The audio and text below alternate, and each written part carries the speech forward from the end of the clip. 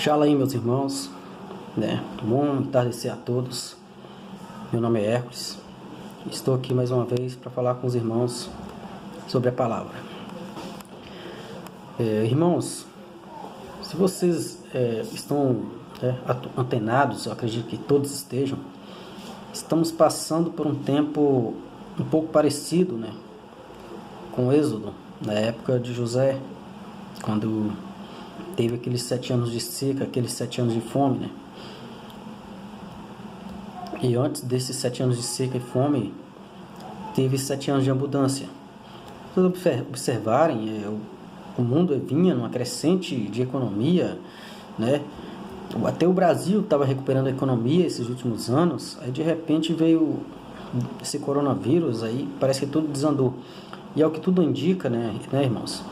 Agora para frente pode começar a tribulação, que vai ser 7 anos.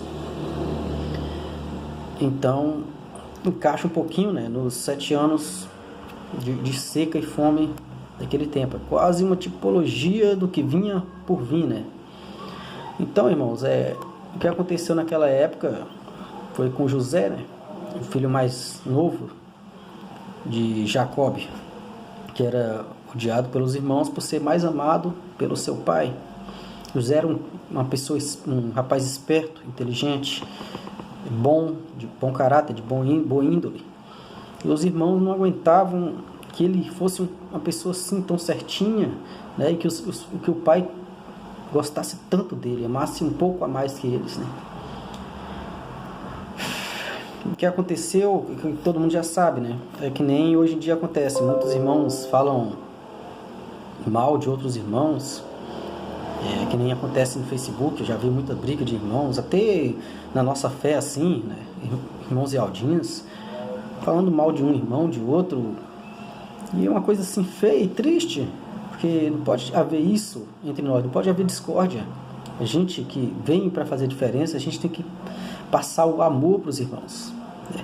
O amor, não o ódio. Temos que passar o amor, fazer o máximo possível. Se um irmão começar a falar coisas que a gente não concorda, infelizmente cada um tem opinião, né? A gente tem que, às vezes não, sempre respeitar, mas não somos obrigados a compartilhar, a compactuar com a mesma opinião, né? Então a gente guarda da gente, fala para ele, né? Se ele não compactuar também, a gente guarda pra gente e pronto, tá ótimo. Desculpa, irmãos, eu tive que dar um pause porque o vizinho aqui começou a ligar um som alto, então ia atrapalhar um pouco, né? E é uma música não tão bonitinha. Aí, irmãos, o que aconteceu? Os irmãos, voltando ao assunto, os irmãos de José tinham tanta inveja dele que cogitaram até matar o irmão, né? Cogitaram matar José. Mas o Eterno tocou neles, tocou no coração deles, e eles simplesmente só jogaram ele no buraco. Depois decidiram vendê-lo como escravo, né? E o José como escravo é como que fosse um salvador disfarçado, porque no final das contas a gente viu que isso foi, né, no final das contas encaixou uma história, uma coisa encaixou na outra, porque se José tivesse com os irmãos, tivesse ficado, se eles não tivessem feito isso, o que ia acontecer? Provavelmente o povo do Eterno todo ia desaparecer ali, né? Porque ia vir aquele tempo de seca, de fome ali, né? Talvez a gente olha assim, os irmãos eram maus, eram perversos, né? Eram, lógico, não nesse sentido, né? Mas eram sim, invejosos. Mas se vocês olharem, se eles não tivessem feito isso, José não teria salvo, né, o povo do Eterno, né? Então a gente pode pensar também que pode ter sido um plano do Eterno, porque vendo o que iria acontecer, porque de outra forma eles não iam vender José para o Egito, não iam vender como escravo, né? O Eterno escolheu José para salvar o povo dele, e ele viu o que ia acontecer e escolheu José para fazer aquele papel, para sofrer e salvar o povo dele, assim como o Mashiach salvou, né, a todos nós quando foi pregado no madeiro.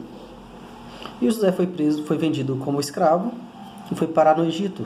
Nisso o Eterno foi lá e manobrou novamente o destino de José.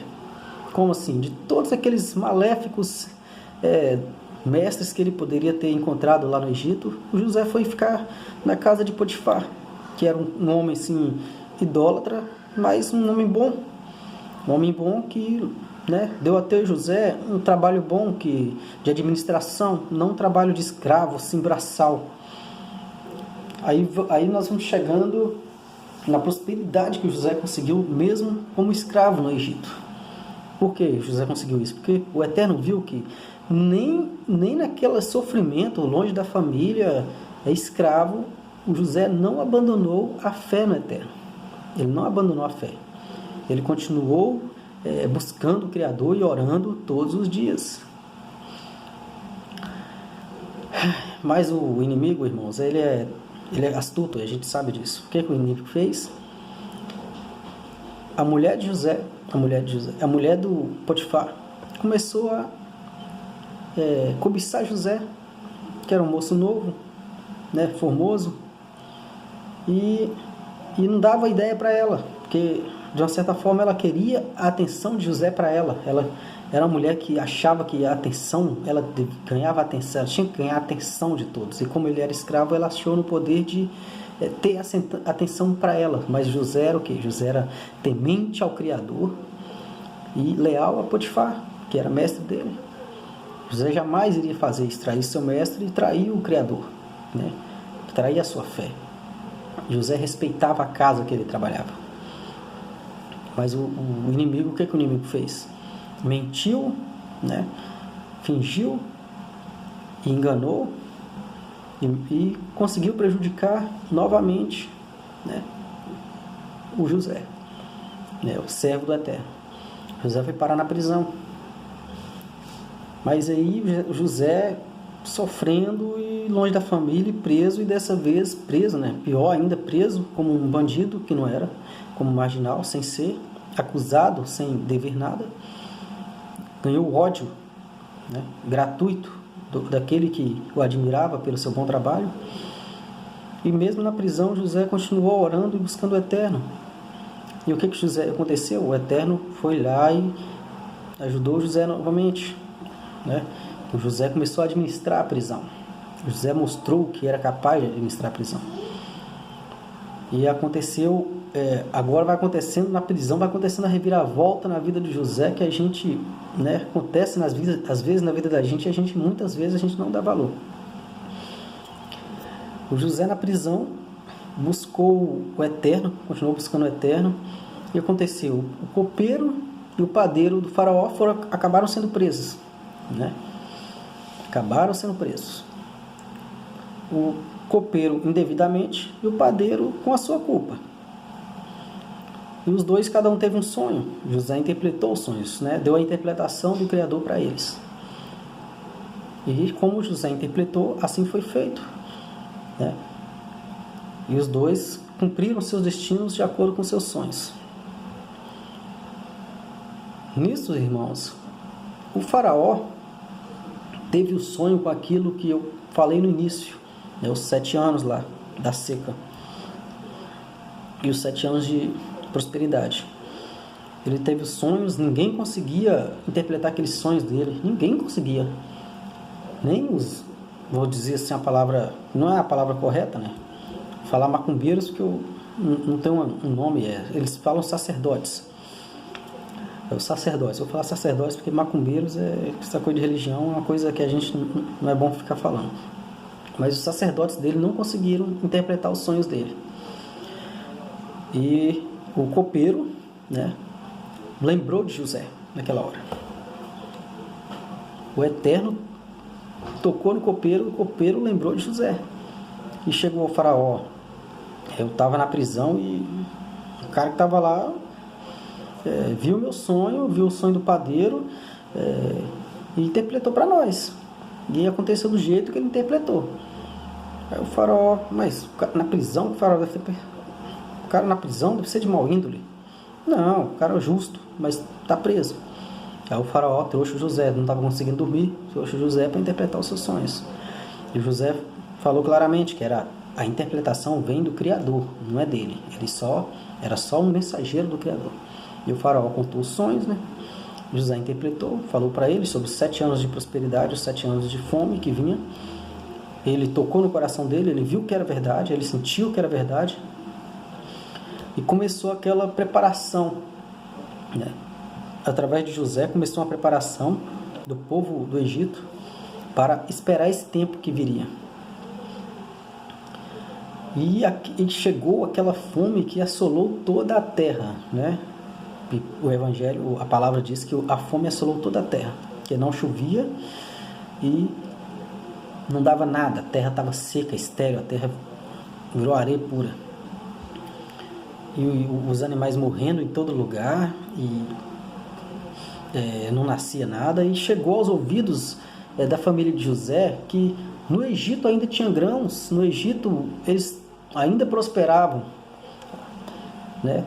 Ainda prosperavam, mesmo naquele tempo tão difícil, eles prosperando. Foi aí que eles descobriram também que lá eles vendiam para aqueles que buscavam os grãos. E os irmãos de José foram nessa busca, foram atrás desses grãos, né, no Egito. A essa altura, os irmãos já estavam arrependidos do que fizeram com José, né? Lógico. Mas eles não acreditavam que o José estava vivo depois de tanto tempo. E naquela enrolo, eles chegaram lá, foram comprar grãos e o José os atendeu, um pouco até rude, e mandou-os prender. Mandou-os prender porque ele queria testar o coração dos irmãos, ele queria saber se os irmãos haviam mudado, né? Venderam, testaram os irmãos e acabou que o José deu o perdão dele para os irmãos no final de tudo, né? Até trazendo todos para morar no Egito. E assim José, aquele que era odiado, aquele que foi pisoteado, aquele que sofreu calúnias, mentiras, acabou salvando o seu povo. E todo aquele povo estranho que ele foi escravo lá e se tornou governador daquele povo, né? Ele prosperou tanto que ficou só abaixo, né, do faraó. Passou acima daqueles que tinham inveja dele, né? Ele ficou maior do que aqueles que se achavam maior que ele. E assim, irmãos, que o Eterno trabalha. O Eterno trabalha assim, irmãos. É tanto que fala que o humilhado será exaltado, né? E aquele que se exalta, no final de tudo, é humilhado. Mas o que eu queria dizer, irmãos, é para vocês verem a preparação que teve. O Eterno preparou tudo, preparou a cama para o seu povo. Ele não os abandonou, sabendo o que ia acontecer, ele preparou o povo todo pelo que vinha para acontecer. Ele não abandonou o povo nem quando o povo estava lá no Egito, né? Depois que foram para o Egito, o povo ficou lá idolatrando, quase se perdendo na idolatria. E ele foi lá e mandou Moisés lá salvar o povo dele. Ele não esqueceu o povo dele, ele cumpriu com a aliança que ele tinha. Essa preparação é que nem nos dias de hoje, que eu estava falando, o mundo vinha num ascendente de economia, agora a economia começou a cair, né? Tomara que volte de volta de novo, mas com esse negócio do apocalipse, né? Dos fins dos tempos aí chegando, creio que vai ficar difícil de novo, novamente, irmãos. Vai ficar complicado esses 7 anos aí para aqueles que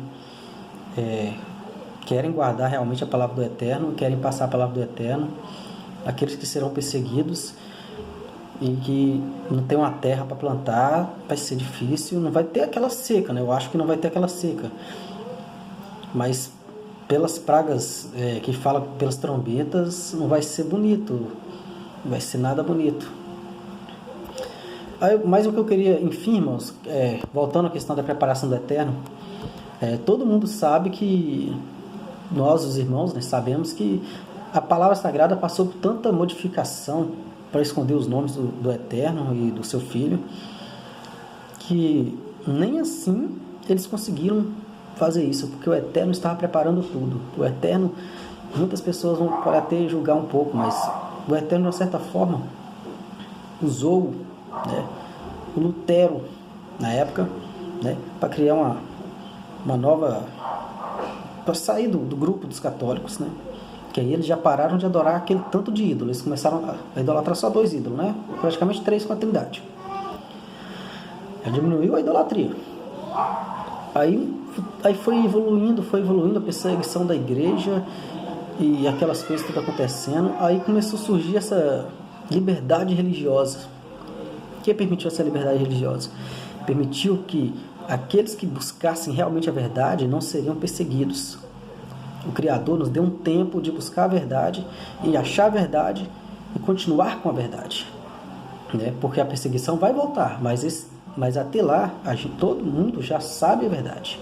Quer dizer, todo mundo não, né? Muitos, mas praticamente todo mundo sabe, mas muitos não aceitam. Então é isso, irmãos, que eu queria dizer. O Eterno preparou o povo, preparou até nós também. Porque com esse negócio do Lutero sair do catolicismo, o padre Lutero saiu do catolicismo, criou o protestantismo, depois começou essa liberdade de religião. Foi nisso que deu a brecha para aqueles que buscam a verdade, né, procurarem a verdade e acharem a verdade, para não serem queimados na fogueira como hereges, né, não serem perseguidos. E nisso hoje nós temos a verdade, a sabedoria e os nomes verdadeiros com a gente, porque o Eterno possibilitou isso lá atrás. Já pensou hoje, como se fosse antigamente, se não tivesse sido essa separação da igreja católica da igreja protestante, não tivesse essa possibilidade de procurar a verdade, quantos irmãos não estariam nem aqui, né? Irmãos, fiquem na bênção, na paz do Criador. Tenham uma excelente noite e que o Eterno esteja convosco. Shalom, irmãos.